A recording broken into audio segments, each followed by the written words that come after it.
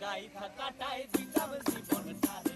আমার মন বসে না শহরে, ইট পাথরের নগরে, তাই তো আইলাম সাগরে, তাই তো আইলাম সাগরে।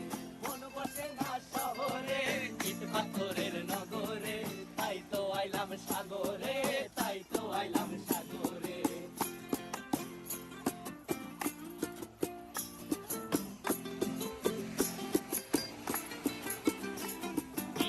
জলেতে ভাসায় দেব মনের দুঃখ যত, আর জল দিয়া পূরণ করিব হাজার শুকনো ক্ষত।